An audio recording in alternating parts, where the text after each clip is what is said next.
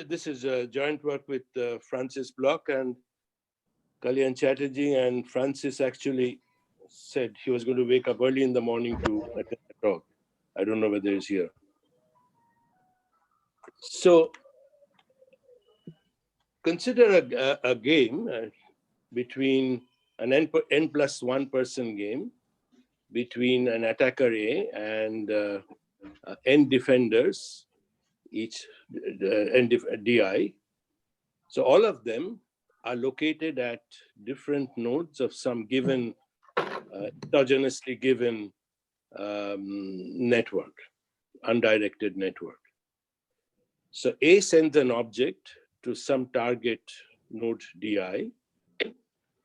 Each target has a different value for the attacker, and I'll explain shortly what I mean by different values. The defender, each defender I, can invest in a technology to intercept the object, and at some probability, defense is not necessarily perfect, at quadratic cost.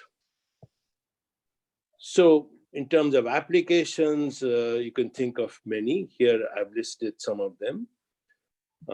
Terrorists sending a bomb or a biological agent to some location. These locations are the other nodes.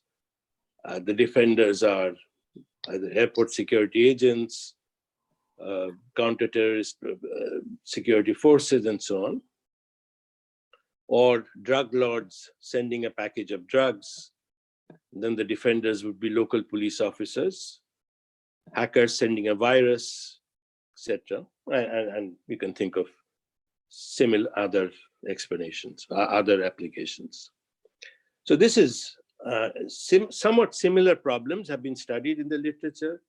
In fact, there's a vast literature in operations research on network interdiction problems.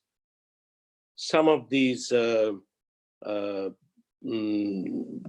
very different variants. So some of these are, for instance, what's called the K most vital arcs problem. So here, the attacker wants to travel through a given directed graph from source node to some target node T. There's a single defender who wants to remove K arcs so as to make the shortest ST path in the reduced graph as long as possible. In a maximum flow problem, there is the links have capacities, fixed capacities. And so the interpretation is that the attacker cannot send a volume which is greater than the capacity along any particular link. And then D wants to decrease the capacities of some arcs, again to minimize the ST flow subject to some overall আছে এবং সমাজ মনের দ্বারাই ব্যক্তি মন নিয়ন্ত্রিত হয়। অর্থাৎ এনাদের দুর্খিমের বিশেষ করে মতে যে প্রত্যেকটি সামাজিক গোষ্ঠীর নিজস্ব বৈশিষ্ট্য। I'm sorry, something happened. There was some interruption. Can you hear me? Yeah, please. Yes, sir. Yes, sir. Okay. And then there's perhaps the closest to our paper in this OR literature is interdiction and monitoring. D places some detection device on some arcs to minimize, to increase the probability of detection. And here are this is a very small sample of the literature in this area. There's also been a more recent economics literature. I've mentioned some of these papers. Okay. I'm not going to go through the description of these papers simply for lack of time. So what is new in what we do? Well, we consider a full-blown game theoretic model in contrast to the OR literature. The OR literature is essentially computational. and it does not study most of them do not study the interaction between the attacker and the defender. Importantly, we consider a decentralized model with each node being a player. Nodes have different values, and A chooses endogenously the target path through some path to whatever target it wants to attack. The kind of questions we want to address are, well, what is the Nash equilibrium of the game, this n+1 person game? How do equilibrium strategies and payoffs depend on the overall characteristics of the game? What we mean by the characteristics are the values of the different nodes, the architecture of the network. I'm also going to touch briefly on comparing the decentralized game, which is the main model that we study in the paper, versus an extension where we look at a centralized game played between the attacker and a central agency, which coordinates the defense strategies of all the nodes. I'm also going to look at an extension, or we also look at an extension where each defender can choose her inspection strategy after observing what objects that the objects have arrived. This will then change the solution concept from Nash equilibrium to sequential equilibrium. Here are our main results. In the benchmark model, where the defenders and the attacker choose strategies simultaneously, the game is going to admit a unique Nash equilibrium, but typically in mixed strategies. The characteristic of the equilibrium is that even though the network can have multiple paths to any given node, then every node is going to be attacked. Every node in the support of the attacker's strategy is going to be attacked through a single path. And you can actually say something about what path is. The attack probabilities can be computed as unique solutions of a system of quadratic equations. We also have some what we think are interesting comparative statics exercises. Perhaps the most interesting is sort of an analog of Bayes' paradox. So the attacker may be harmed by the addition of new edges in the graph. This is counterintuitive because if you add a new link in the graph, it would seem that the attacker has the option of not using that link, because after all, it's the attacker who's choosing target paths.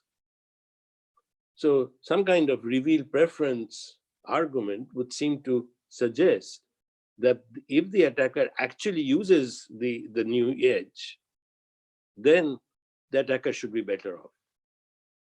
We show in an example, or in fact, we can give specific, conditions under which the analog of Bayes' paradox would occur, and we show an example to illustrate that the sufficient condition for this can actually happen.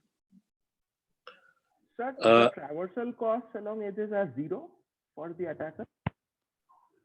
Yes, but can you hold off on questions on the model? And I'm going to present the model formally in a couple of minutes, and then you can ask me. By the way, I see that there's a message in the chat box. If you want to ask questions, maybe you should just unmute yourself and ask me. Similarly, another counterintuitive result is that the attacker may obtain a lower payoff in equilibrium when the value of some targets increases. Okay, so here's a formal description of the model.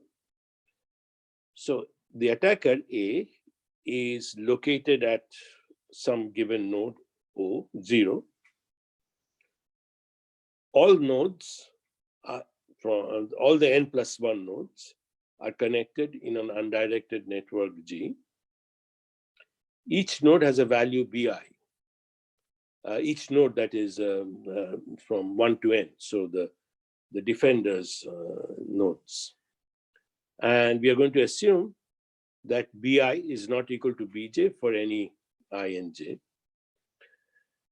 The defenders have access to an interception technology which allows them to detect the object with some probability xi. And the cost of detecting at probability xi is half xi squared. So A chooses a target node I and a path from 0 to I.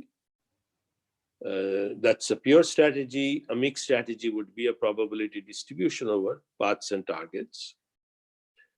Di chooses an investment level in the interception technology. If the target I is hit by the attacker, then when I say the target I is hit by the attacker, I mean that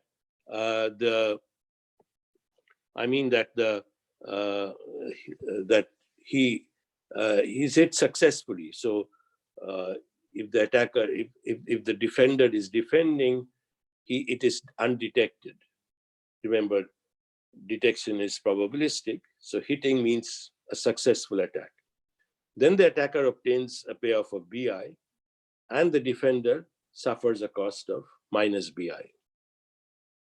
There are no spillovers or externalities, so other defenders are unaffected by the attack. And in addition, all defenders pay a cost of Cxi. And because of this cost, this is not a zero-sum game.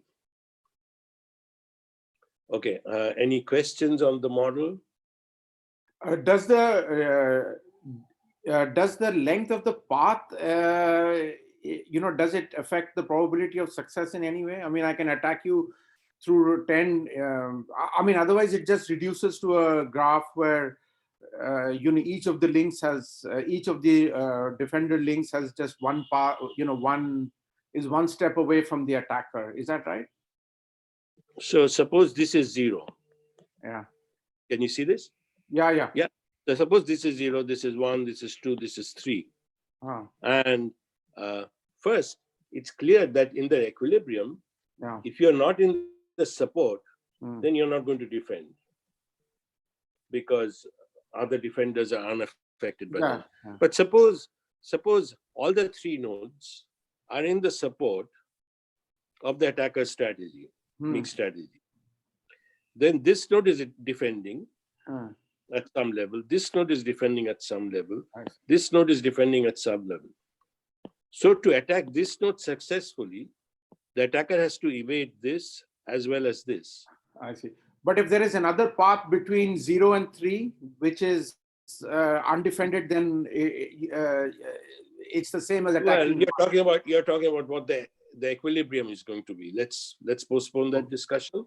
But I'm saying that to come to 3, the attacker has to pass through 1 and 2. Of course, if there was another path, you're saying, suppose there's a direct path from 0 to 3. Yeah. Then the distance is 1. I mean, I'm not sure what you mean by the length of the path. The shortest distance from 0 to 3 is 1. I mean, the geodesic distance is 1. Right. Does that answer the question? Okay, yeah. So, I mean, so you are allowing for the possibility that there are intermediate nodes between a node that you're trying to attack. Like there is 1 and 2. We are not imposing any restriction on the tree. It's not a tree. On the network. Okay. The network can be anything. Okay. There can be multiple paths. So one question about the model itself. So that is the question I was asking earlier. I mean, so traversal costs are 0 for the attacker, right? Along. Traversal costs are Okay. 0 for the attacker. Okay.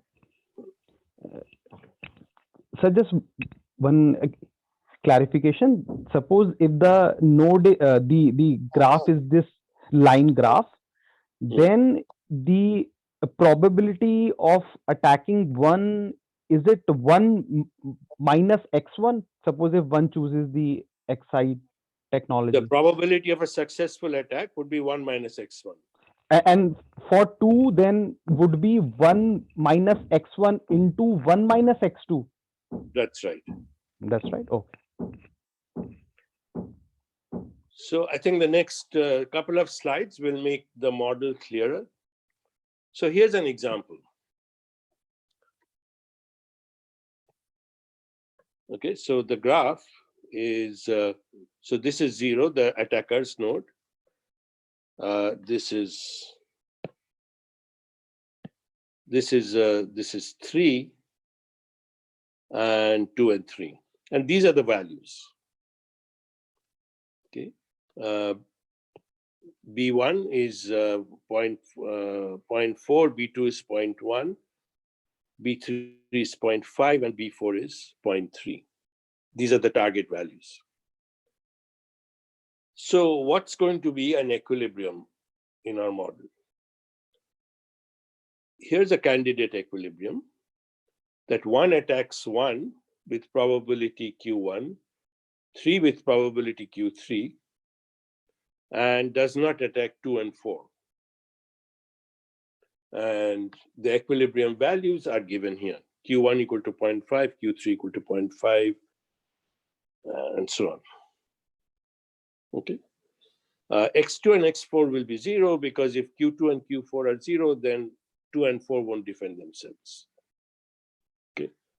So how do we derive this? First, why is this an equilibrium? How do we derive these numbers? So a necessary condition is that if B1 is attacked, then as Sarvesh pointed out, the probability of successful attack is 1 minus x1. So the attacker's expected utility from attacking 1 is 1 minus x1 B1. If B3 is attacked, then because node 1 is an intermediate node, as Sarvesh again pointed out, this is the probability of successful attack. 1 minus x1, 1 minus x3. So why must these two be equal?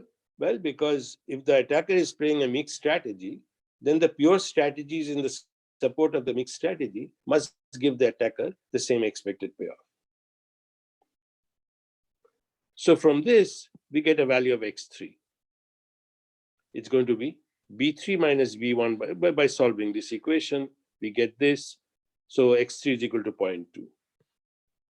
Next, if you look at it from the point of view of the defenders, x1, so this expression is the expected loss that node 1 suffers. So node 1 wants to choose x1 to minimize this. This is the expected loss that node 3 suffers. So 3 chooses this, and then you get these conditions.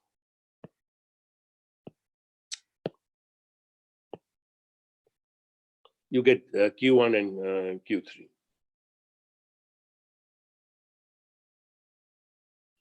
But why is this an equilibrium?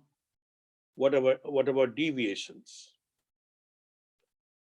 First, if I and j are noticed that if I and j are both attacked and I precedes j on the path, then bj has to be greater than bi.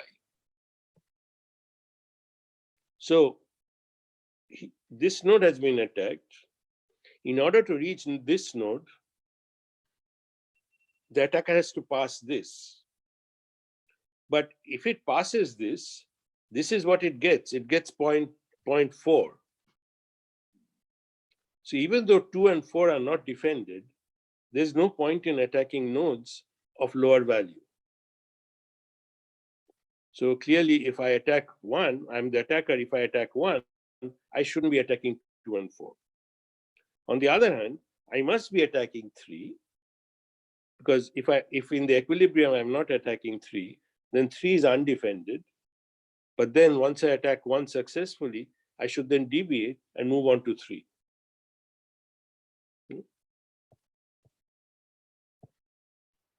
So one interruption. Were you moving your cursor while explaining the last slide? Sorry? Were you using your cursor, the mouse, while explaining the last slide? Yeah, this slide. I mean, it's not visible, or is it just me? No, I'm saying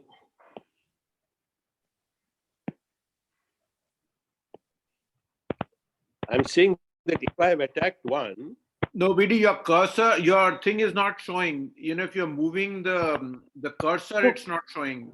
So when you Yeah, say you When you this, say then attacking we this don't know node or what that is node, this. we can't. okay, I understand. So what I said is that if I attack 1, to move to 2, I have to pass 1 successfully. But if I passed 1 successfully, I can get 0.4. So there, even if 2 and 4 are not defended, there is no point in attacking 2 and 4, because attacking 1, to move to 2, I have to pass through 1, and then I might as well stay at 1 and get 0.4 rather than attacking 2 and get a lower value. Second, I can't stop at 1, because if I'm not attacking 3, then 3 is not defended. But then once I've passed 1 undetected, I will deviate and attack 3. So if I attack 1, 3 has to be in the support. If I attack 1, 2 and 4 can't be in the support. So the only possibility is that I don't attack 1, I don't attack 2, I don't attack 4, I go and attack 3. So let's check whether that's possible.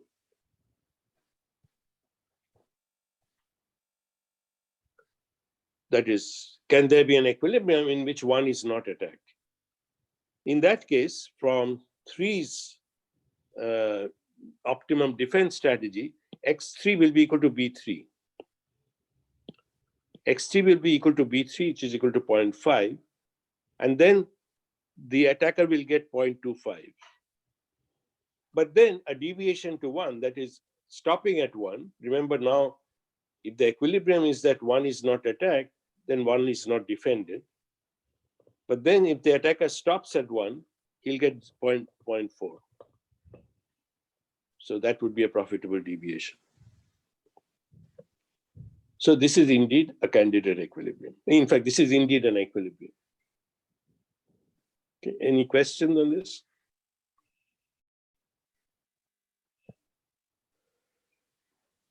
Okay, here are a couple of preliminary lemmas that we need. So the best response of the attacker must satisfy these 2 conditions.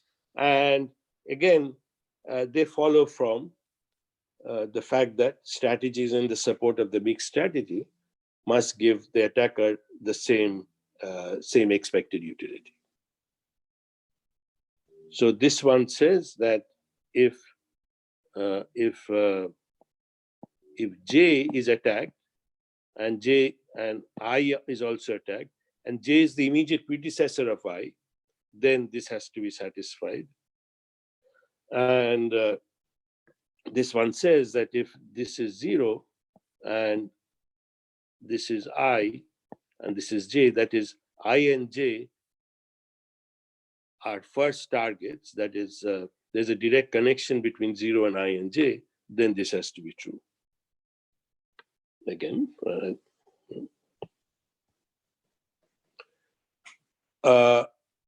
for any 2 paths P and P primed, if I is attacked along paths, the 2 different paths, that is if the same node is attacked along 2 different paths, with positive probability, then the sequence of nodes in the support on the paths P and P prime must be identical. That is, sequence of nodes which are in the support and which are predecessors of I on these two paths.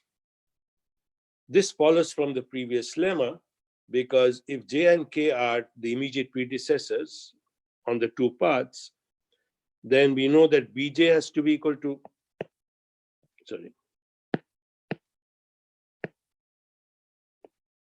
we know that Bj has to be equal to Bi. That's the first part of the previous lemma. And this has to be equal also, Bi 1 minus x has to be equal to Bk. So Bj has to be equal to Bi. But that contradicts our assumption.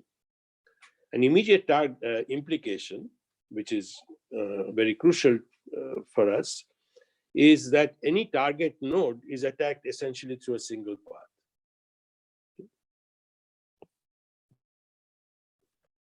So let delta denote the set of targets which are attacked, the support of I's, the attacker's mixed strategy, and Q the probability distribution over targets.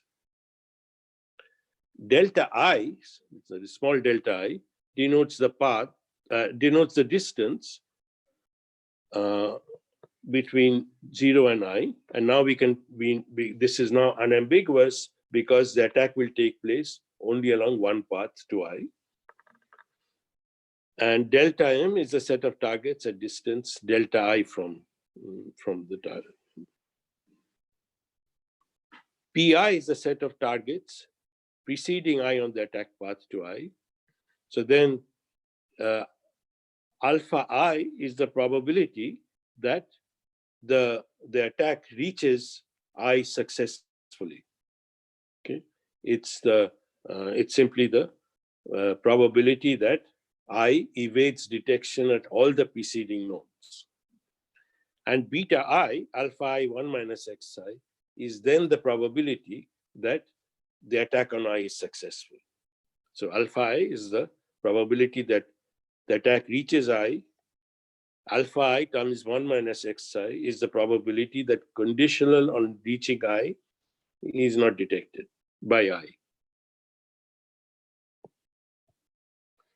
So now we can define the payoffs, the equilibrium payoffs, using the, what did I do?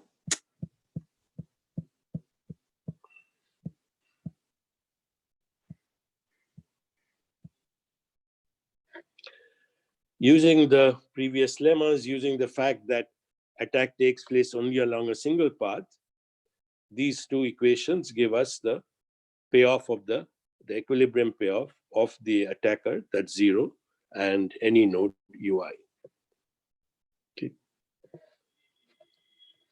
So from equation 2, you can see that the best response of the defenders is characterized by equation 3. Get it from the first order condition from corresponding to 2. So here's our, so this is obvious that existence is trivial. It follows directly from the de Broglie-Klick-Square theorem. This is a condition for equilibrium in pure strategies. Okay.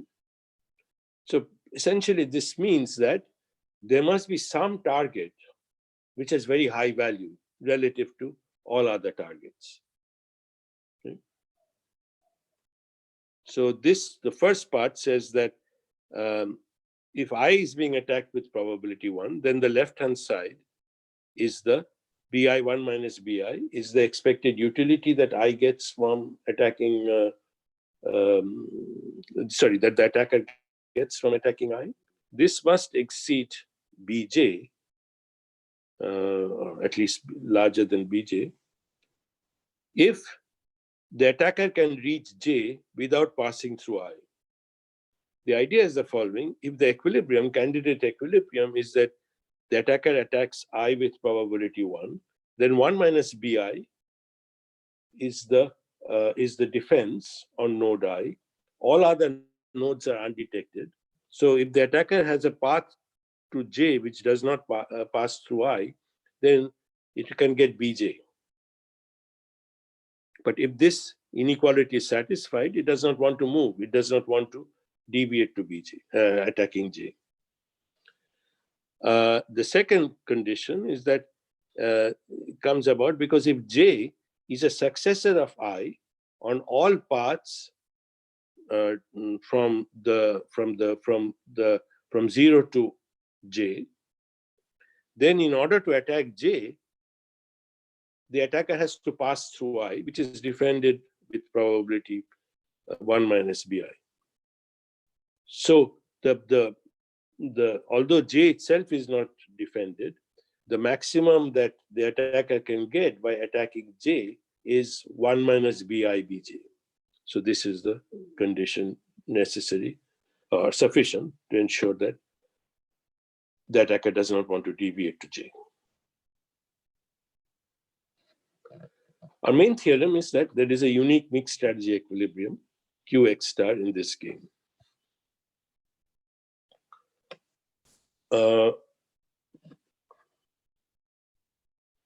So take any node which is in the support of the attacker's equilibrium strategy. Then if J is a predecessor of I, Bj has to be less than Bi, because otherwise, if J is a predecessor of I and in the support, this idea, sorry, I'd illustrated this in that previous diagram. The reason being that if you remember, node 1 had value 0.4, node 2 had value 0.1 or 0.2. Then in order to reach I, node, the attacker has to pass through J, and then it doesn't, if this inequality is reversed, then he might as well stop at J and not attack I. This condition says, number 2 says that, again, if I is in the support, and then there exists a path between I and J, which does not intersect delta, if J is more valuable than I to the attacker, then J must be attacked. Otherwise, so this was the case of in that diagram, that if I is attacked and 3 has a higher value, then 3 also has to be attacked in that diagram. Otherwise, you could deviate and attack 3 and do better.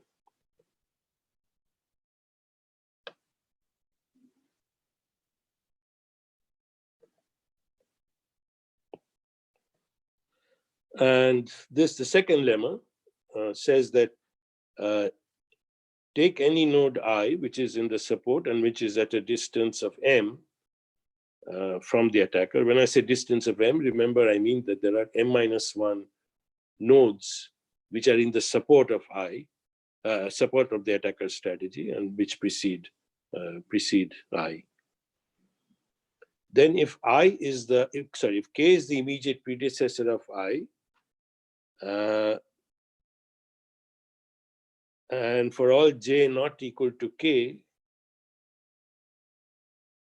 if there exists a path from J to I, then Bk is greater than Bj. So basically what this is saying is that this is I, and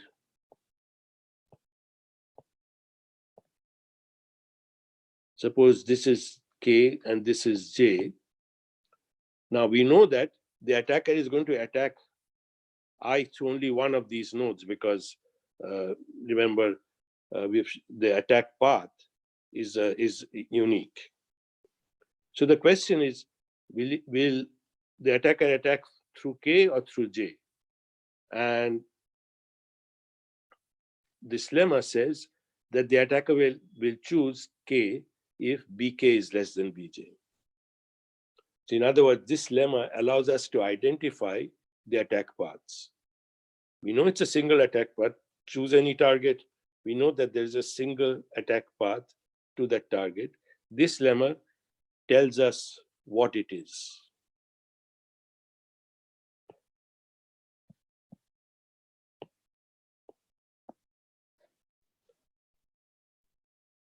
Next, we want to suppose there's a fixed support delta. We want to show that on a fixed support, the equilibrium, the Q has to be unique. Okay, given a fixed support delta, Q has to be unique. Sorry, by Q I mean not this Q. I mean the equilibrium attack probabilities must be unique.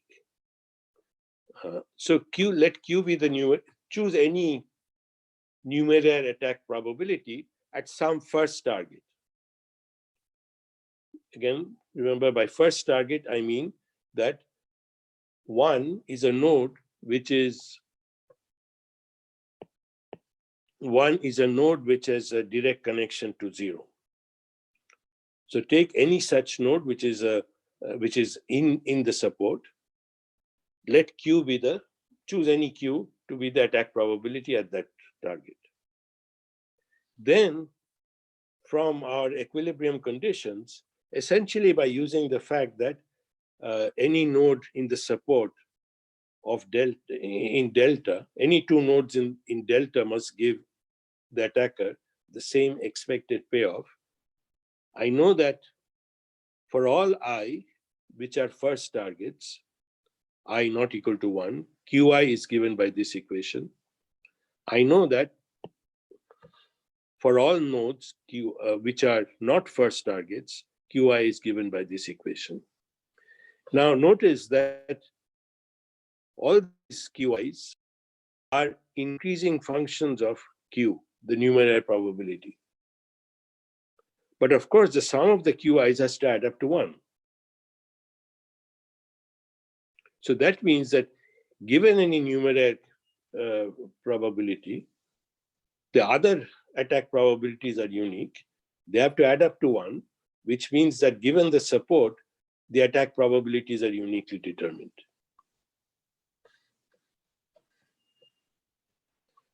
So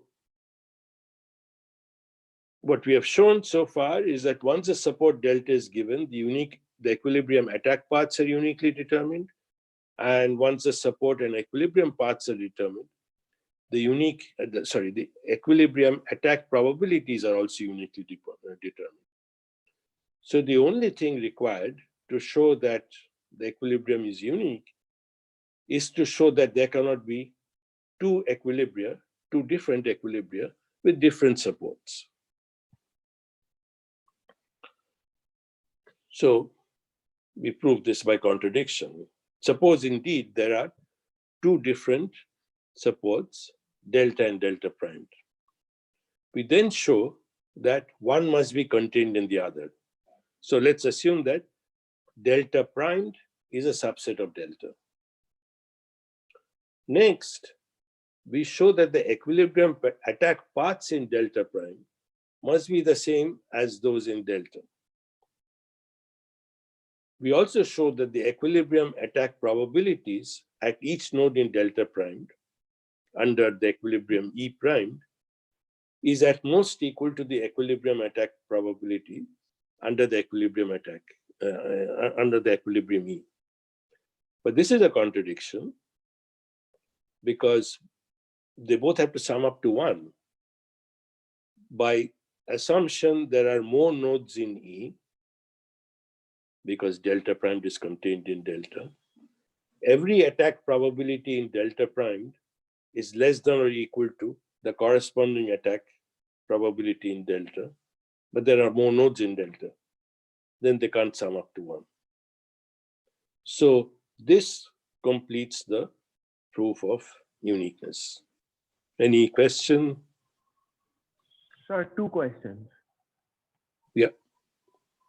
Sir, regarding bullets 2 and 3 on this slide, I mean, you have kind of argued the intuition behind them, right? For the uniqueness of path and how to generate them. I mean, that No, you were claiming that. Sorry. this we have not argued. I mean, I have not argued this before. In fact, I'm just stating this here. I have not shown it. Yeah, but Remember so my question was that, I mean, are they related to the kind of statements that you made, that how the path is generated and stuff like that?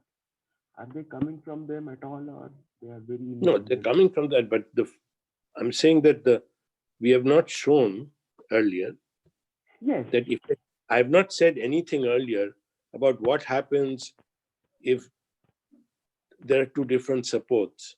All my previous statements were about the same support, what happens there. Yes, agree. You have the same support. If you fix the support delta, then the attack paths are determined.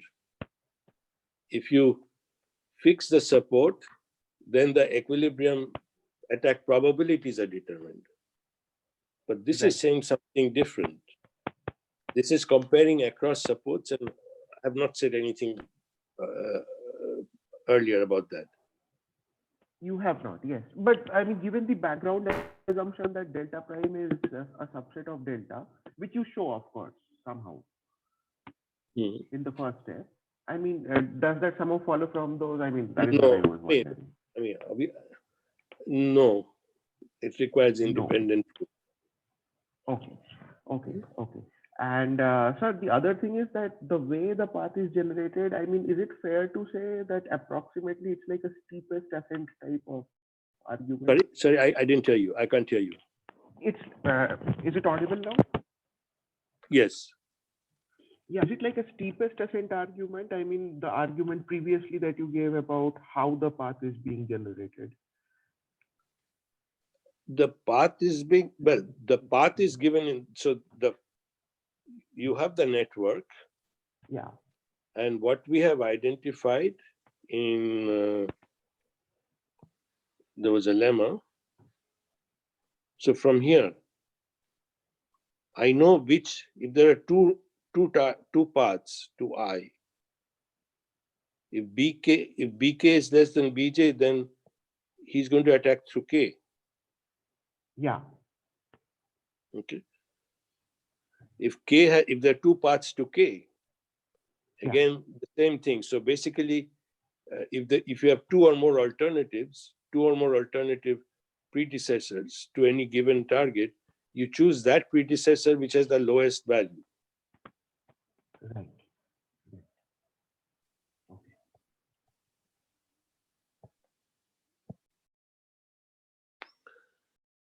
Next, by the way, how much time do I have? So about half an hour. Okay, I probably won't need so much. So we now do comparative statics, which is we change how changes in the environment, either target values or the network architecture, how they affect equilibrium payoffs and strategies. So what happens when a new link is added to the network, or what happens if we consider a small change in some target value? What do I mean by small change? Well, the change is small enough so that the support of the equilibrium and the attack paths remain unchanged. That's the sense in which we use the word small.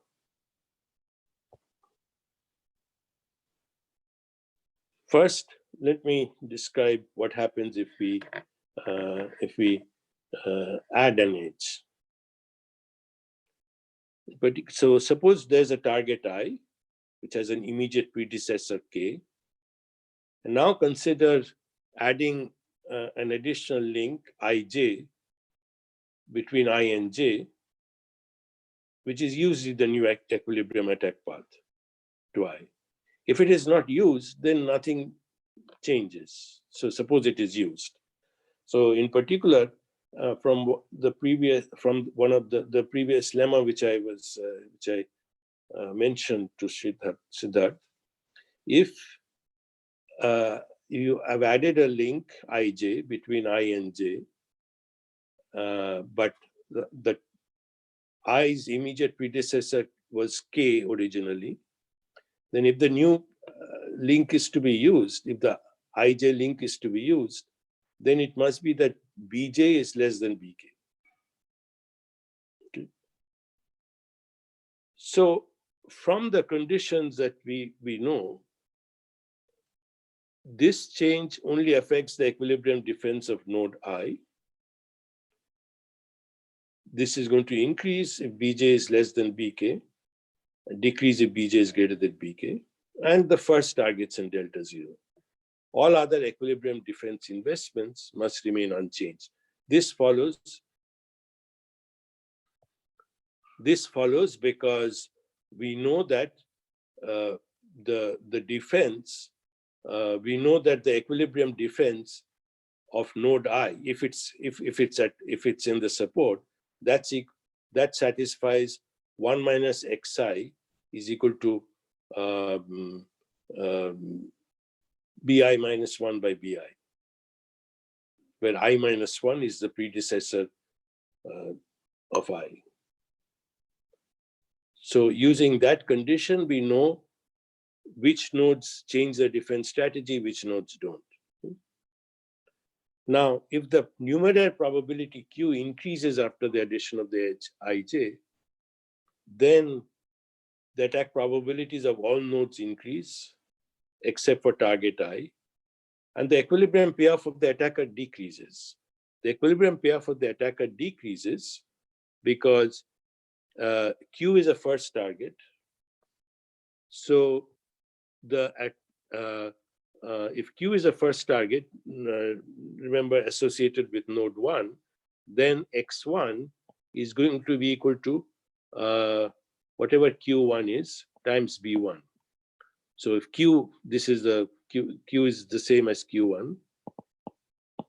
If Q goes up, then X1 will go up. If X1 goes up, then 1 minus X1 times B1, which is the equilibrium payoff of the attacker, this must decrease. Correspondingly, if Q decreases after the addition of the edge ij, then the attack probabilities of all nodes decrease, except for target I, and the equilibrium payoff of the attacker increases. So basically, to get something like Bayes' paradox, we need this condition that Q will increase.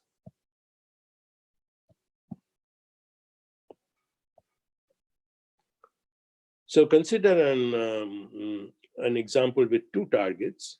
So originally you have the line 0, 1, 2, and then a new edge is added between 0 to 2. Now, it's clear that if target 2 is being attacked, so so B1,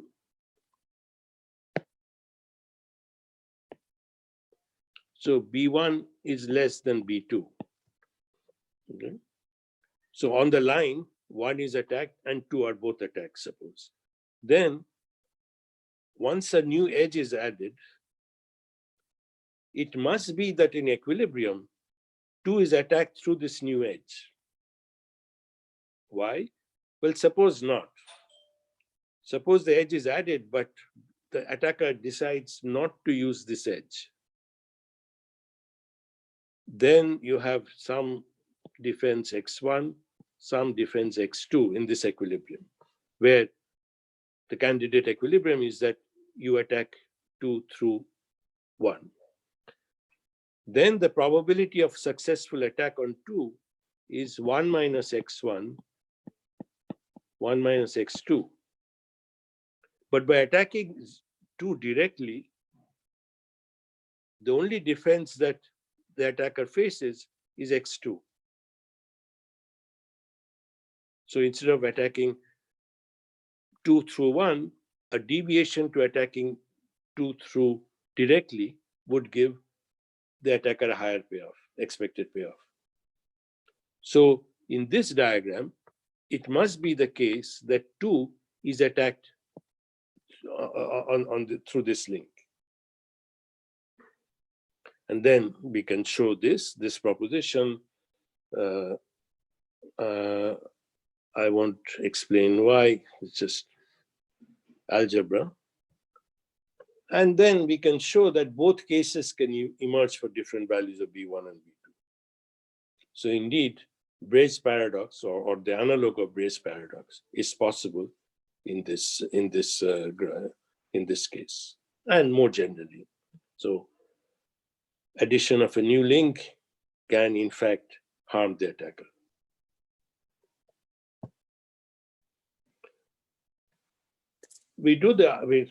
Let me describe briefly the other comparative statics. I'm just going to go through the slides without actually trying to explain it. So suppose the value of a target I increases, so BI increases. Again, we know that this is the equation explaining equilibrium defenses. From that, we can say whose defense investments are affected, whose are not. We can go through the same process and then compute the effect of increasing BI on the numeraire probability.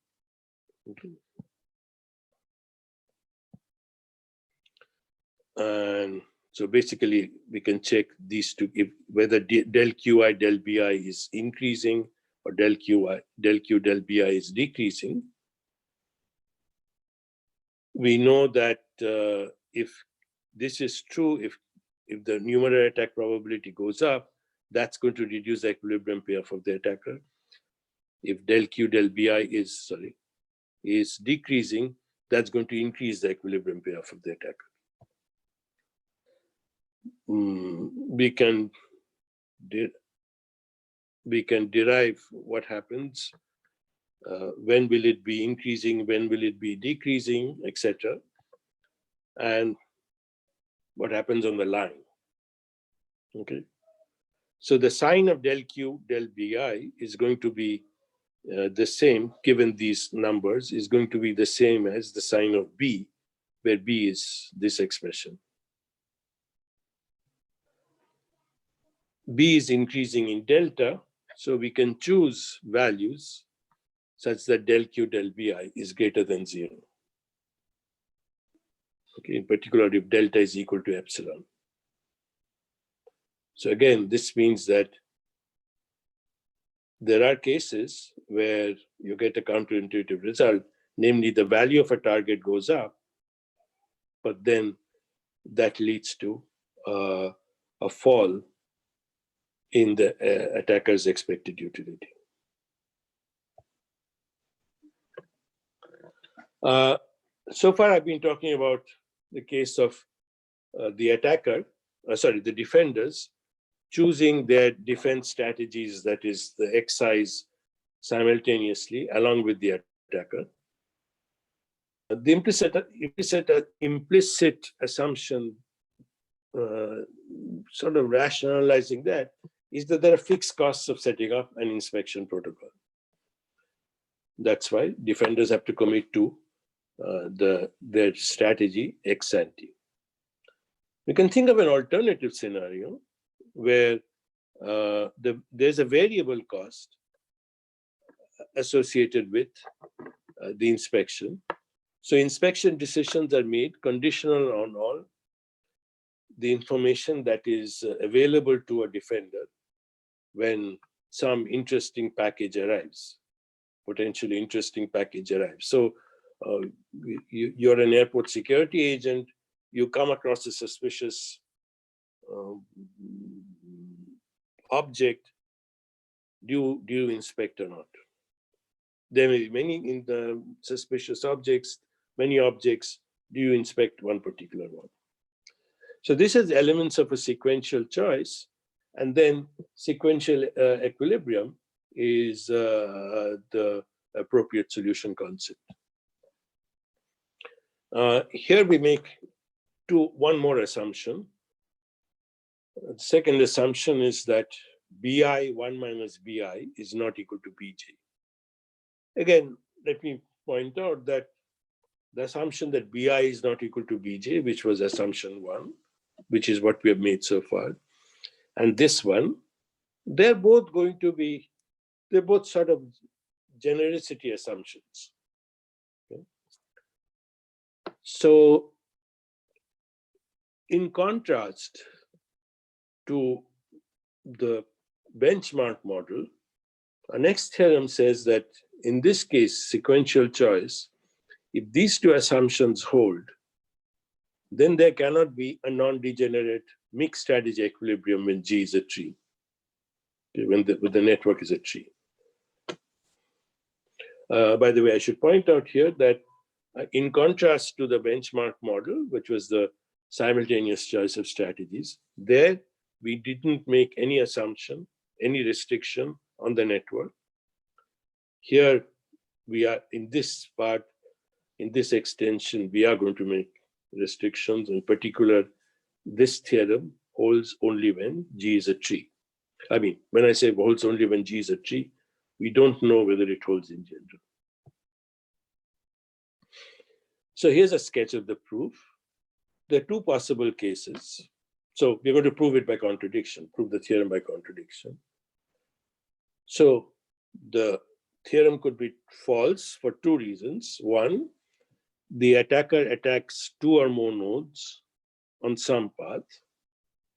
It could be false because the attacker attacks two or more nodes on different paths. And we'll take them one by one.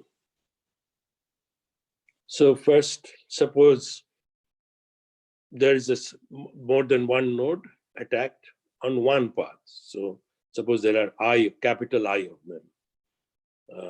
So if it's one path, remember I've assumed that it's a tree. So there's only a unique path to I. And suppose the predecessors of capital I are 1 to I minus 1. And they're all in the support. Now, if node, and suppose the attack probability distribution was Q1, Q2, etc., up to Q capital I.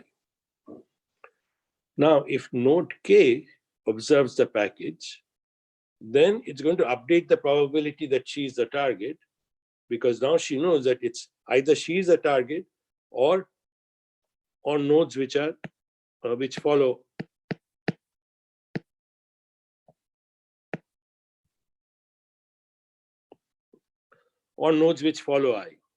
follow K. I'm sorry, which nodes follow K plus 1. So its updated probability is going to be Q prime K plus 1. And then node K plus 1 will check with probability Q primed K plus 1 BK plus 1. So using this, let's consider the checking decisions of the last two nodes, namely I and I minus 1, and the corresponding expected payoffs of A. So target I, which is the last in the support, equilibrium support, believes that it's being checked, it's being attacked with probability 1, because the parcel has come through all the other nodes and it's at I, and that's a final node in the support. So it believes that it's attacked with probability 1. So then it will check with probability 1 minus Bi. So the attacker's expected payoff is given by this. For I minus 1, it's going to check with probability Q primed I minus 1. And so this is the attacker's expected payoff. But these two are equal because they're both in the support of the attacker's mixed strategy. But then this must imply that Bi, 1 minus Bi, is equal to Bi minus 1, which violates assumption 2.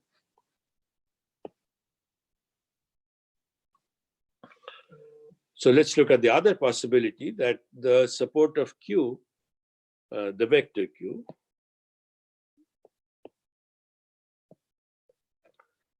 contains I and J on different paths from 0.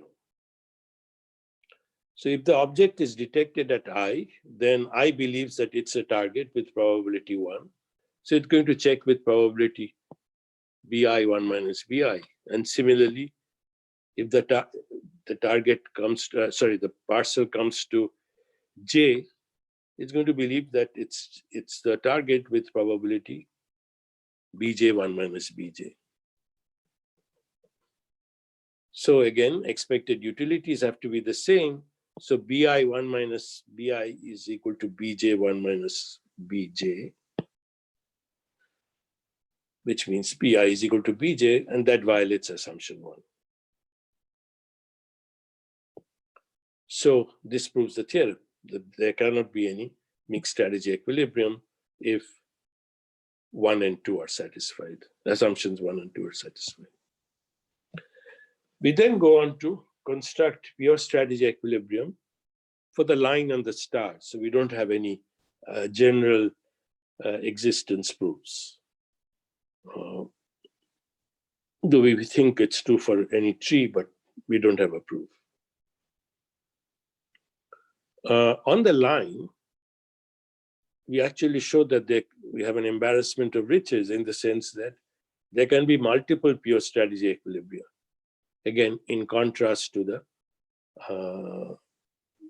simultaneous choice of different strategies. We have no comparative static results in this case. We have no comparative static results, partly because there can be multiple equilibria, and hence it's harder to come up with comparative static results. Sir, Yeah. Sir, given the tree structure in this second part, is there no possibility of some sort of a backward induction type argument to show a general existence? Proceeding to the leaves and then collapse to 0, something like that. There may be, but we have not been. I mean, we haven't been able to prove. It's possible that there. In fact, I think it's very likely that there is a pure strategy equilibrium on any tree. It's simply that we haven't been able to find one. Because in order to prove existence, we need to specify beliefs, etc. And it's yeah, but I was thinking, I mean, given that these are product of beliefs, conditional probabilities, I mean, maybe that might aid. Maybe I'm not saying that. It's that I don't have a short answer to your question. Is I don't know. Yeah. Okay. Thank you. Thank you. So finally, very briefly, what if there's a central defense agency which coordinates the defense strategies of all the nodes? So then there'll be a unique defender D, and its loss function will be equal to this. Okay. So Ri is the probability that the attacker attacks node I. I've defined beta I earlier. Now, it turns out that the centralized defense problem is more complex because now D is going to protect unattacked nodes along the equilibrium path, along the attack path. And this is going to introduce several complications. So for instance, consider a network with 3 nodes. Three target nodes. So 0 and 1, 2, 3. Where the network allows for attack to be on 2 different paths. Now, it's possible that assumption 1 is satisfied, namely B1 is not equal to B2. Nevertheless,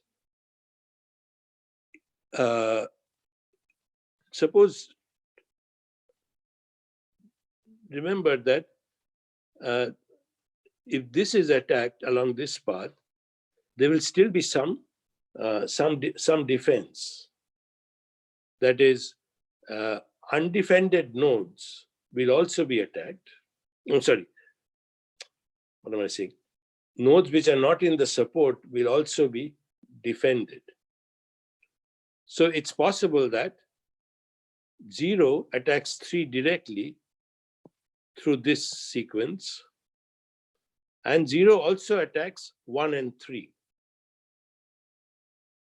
Now, because there will be some defense at this node, even though 2 is not in the support, it could be that 0 attacks 3 along both nodes. In particular, it could be that the defense at this node is such that the payoff is the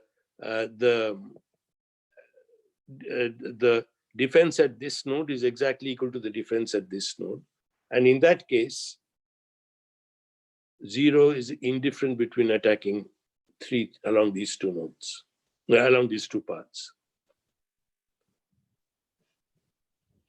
Okay, so that's one complication. We can no longer restrict attention to paths, single paths. So can I just ask one quick clarification? Yeah. Am I heard correctly that you said that in this problem, even the nodes which are not attacked will be protected? That's right. But why so? Sorry, If you look at this, this is what he wants to minimize. Right. Right. So let me just give you one example.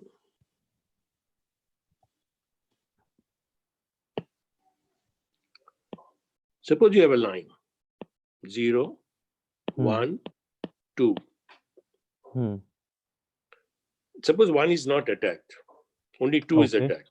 I'm saying, so in this case, y1, that's the defense on 1, will be equal to 2. Why? Well, suppose y1 is less than y2. In particular, that takes the includes the case that y is 0. Now, by changing, so first 1 minus y1, 1 minus y2 is greater than if you just defended 1 minus y1 plus y2. So whatever, suppose I don't defend this, suppose I just defend this. Okay. Take this defense and split it between the two nodes. Okay. Then I achieve better defense, and my cost is also lower because this half y, this part, the cost is convex. Right. Absolutely. So it will. So for both reasons, I will want to split my defense. I will want to defend undefended nodes, unattacked. And if you look at this, in fact, let me come to the, I describe what the condition is. It also turns out that all nodes in increasing sequence need not be attacked. So consider a line with 3 nodes, 1, 2, and 3. Specify the values of B1 and B3. Now I can specify a value of B2. I mean, I can give you ranges of values of B2, where if B2 is small enough, it's not attacked. If B2 is large, it's attacked. Although B2 is bigger than half. So again, this makes it different from the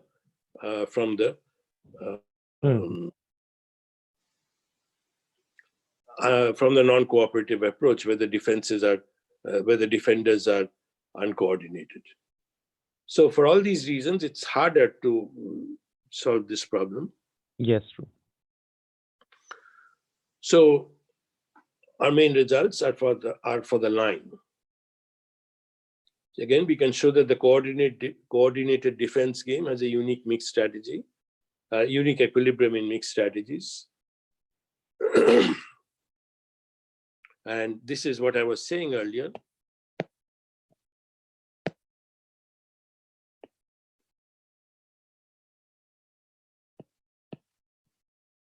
I must have yi greater than or equal to yi plus 1. And the equality we hold only if ri is equal to 0. Okay, so everything is defended. So we can derive the equilibrium defense strategies given the RIs. We can then compare the decentralized and coordinated defense situations when all nodes belong to the support. For nodes different from node 1, the equilibrium defense strategies investments are going to be equal. They're going to be equal because this essentially comes from the attacker's equilibrium condition, that attacking 2 nodes in the support must give the attacker the same expected payoff. So the defense, the Xi's come from, or the Y, in this case, we're calling them Yi's, they come from that condition. Now, node 1 is but node 1 is going to be defended more in the coordinated scenario. That's not surprising because now there's a positive externality. Defending nodes which are closer to the attacker give the successors some spillover benefits. In the uncoordinated case, the individuals don't incorporate that spillover effect in their defense strategy. But here, this is coordinated defense. So certainly, the defender, now the single defender, is going to take that into account. So node 1 is going to be defended more. This immediately means that A has a strictly lower payoff. In fact, we can show that Y1 is equal to B1, whereas X1, which was the defense on node 1 in the uncoordinated case, was equal to P1, B1. So A has strictly lower payoff in the cooperative case, which is not surprising. We can make individual comparisons. So let Mi and Li be the loss functions of node I in the coordinated and non-cooperative scenarios. Then the last node will suffer the same loss. Every node between, this should be for node I from 2 to n minus 1. This is not n minus 1. Mi is less than Li. So the coordinated defense, the nodes, the intermediate nodes do better. We had yet to determine a relationship between M1 and L1. This is complicated. I mean, not complicated. This is not immediately obvious because node 1, remember, in the coordinated defense case, invests more heavily.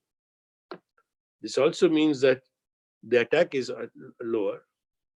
The attack probability is lower, but there is now the two effects go in different directions and we have not been able to sign it as yet. However, we can show that the aggregate benefit is positive. Namely, if you take the aggregate loss is higher in the non-cooperative scenario compared to the cooperative scenario. Okay. That's all I have for today. There are some loose ends which we want to tie up, and once we do that, we will have a paper which we can circulate. So if you want a copy, let me know, and I think very soon we will be in a position to send the papers. Okay, thank you. Yeah, thanks for a great talk. It's right on time. So we have some time. If there are, I know there have been quite a few questions, but if there are more, please go ahead. We have about 10 minutes. So I may have missed something, BD, but the assumption that all the BIs are different is only for uniqueness, right? I mean, there's no problem for existence. It's just that uniqueness. Existence, there is no problem. Yeah, it's the uniqueness, right? It is that there's a unique attack path. Yeah. Okay. And the other thing I was wondering, there are some structures you might say that are of special interest, which is, for instance, the boss, in order to get the the guy that you want to attack. I mean, I'm reversing it. So suppose, you are the enforcement agency and the others are criminal organization. Then a natural sort of setup is where the boss sits behind a bunch of defenders, right? So what you want to do is that the BIs are, the further along the path that you go, the higher is the value of BI, right? So I guess in those cases, it's easy to define the equilibrium there. I mean, you will, I guess you will want to attack everybody. How you want to spread the defense is not so clear, I guess, or maybe it is. I'm not sure I understood your question, but here. No, I mean, you put them in a line. If I put them, so let's take. And the BIs increase as I go further away from this thing. That's fine. We allow that. In fact, But I'm saying is that, there must be a special structure, of interest. I mean, that's all. And what does the equilibrium look like there? So let me put it this way. Suppose I have a line. Yeah. Suppose the BIs are not in an increasing sequence. Then in our scenario, we will just drop those nodes. I mean, drop in the sense that those nodes play no role. The nodes where the value drops, they're not going to be attacked in the equilibrium. But if there is one behind it, you will have to. I'm not sure what you mean by behind. So this is. I mean, the one guy is sitting at, the attacker is sitting at node 0, right? Yeah. There's 1, 2, 3, 4. The boss is sitting at node n. Okay, and there is the highest value to attacking him. That's really what you want to do. Okay, so now the question is, and the defenders can, add various this thing. So B1 is B2 is less than B3. Yes. Yeah. And so this is that we are looking at actually. Okay, so, there will be. And then what is the best defense strategy? This is what? Is this coordinated or uncoordinated? Uncoordinated. I was thinking of the uncoordinated. Or if you tell me both, actually, I didn't pay that much attention to the coordinated one, but the uncoordinated case, I know that 1 minus x2 is equal to b1 by b2. I see.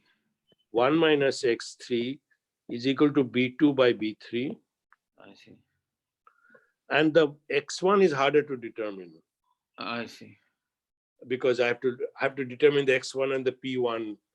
P1 is the attack probability on 1, p2 is the attack probability on 2, p3 is the attack probability on 3. And the uncoordinated case? This is the coordinated case, sorry? The coordinated case?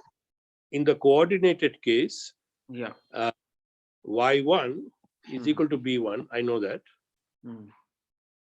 And now b2 and b3, y2 and y3 will be equal to x2 and x3. Because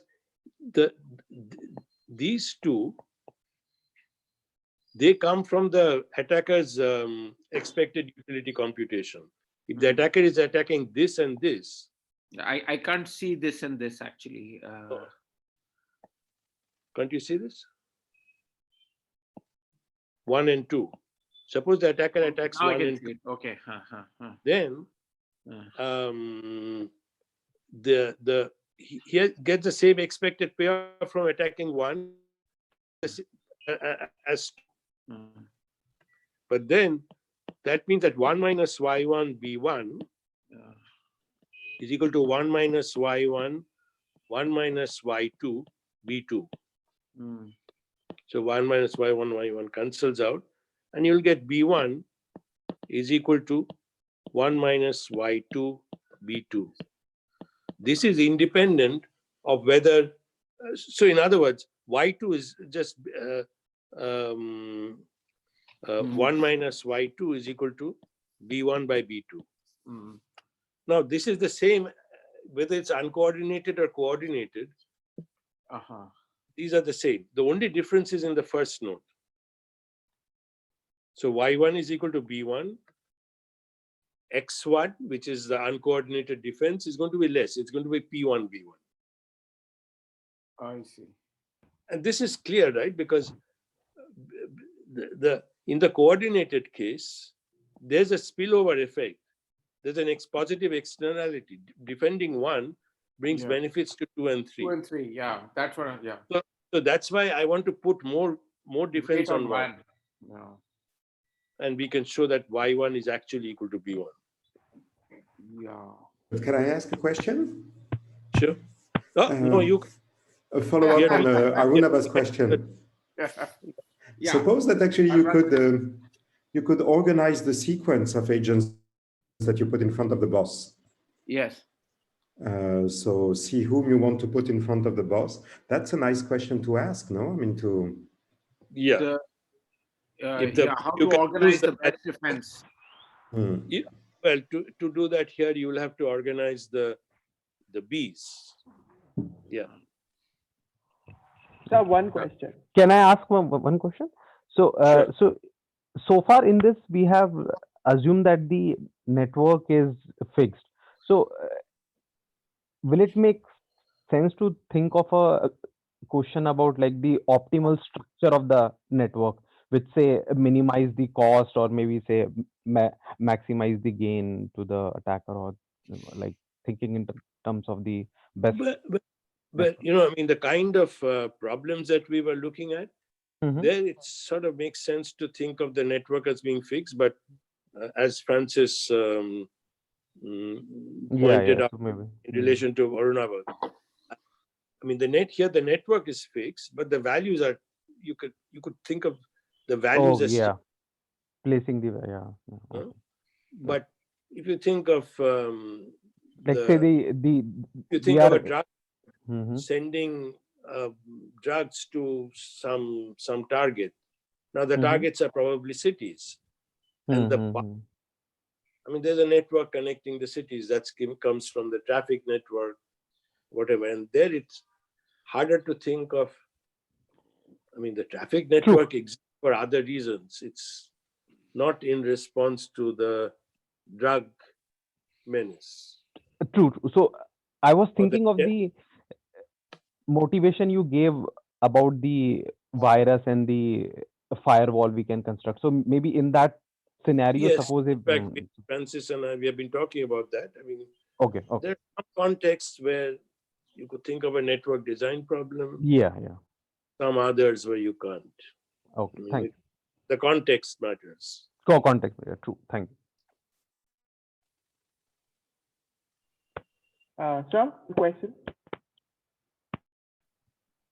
Hello. Sure, go ahead. Yeah. Oh, right. Sir, I want to go back to that sequential equilibrium existence issue. I mean, see, what I'm thinking is something which is very naive, and it is this: that if the attacker is already at some depth at some node in the tree, then can the entire analysis from that stage onwards be focused only on the subtree? That was my question, I think. Suppose somehow the attacker has been placed at some node in the tree, down from 0. Then this is a unique subtree now. Can the analysis from now onwards proceed only on this subtree is my question, given the entire structure of conditional probabilities getting multiplied, etc. Yeah, I think it can be. It's just that there will be probably. This is true. Sorry. I mean, it's just that if you have two different paths.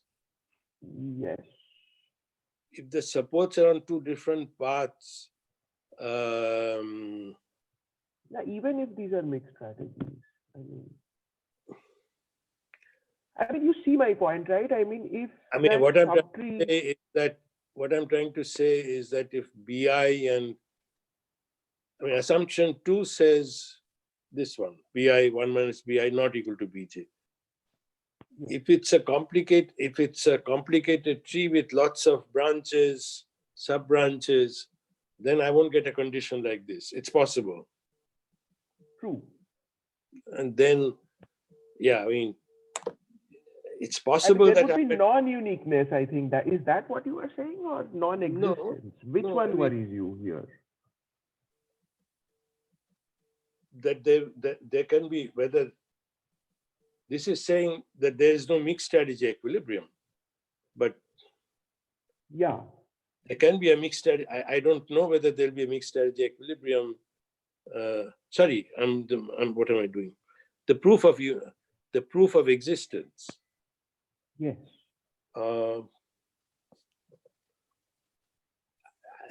You're probably right. It's just that we haven't thought through the process.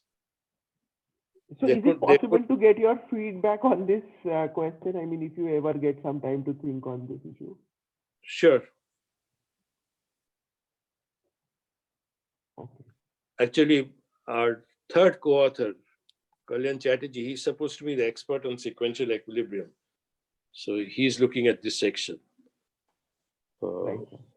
So I mean, if you can, But I mean, you know, if possible. If we get an answer, I'm sure I'll let you know. In any case, as I said, we hope to be able to have a draft ready for circulation very soon.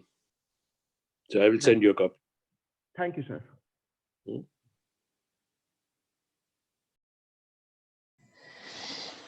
Okay, so I think we are just about right on time. So if there are any further questions, I suppose you can always get in touch with the speaker. Thank you so much for a great talk, and for all the participants for a very lively discussion. Thank you. Thank you. Thank you. Unfortunately, no secular. No secular. No secular. No, You nothing. can Swiggy it if you want. Okay. Bye. Bye. Bye.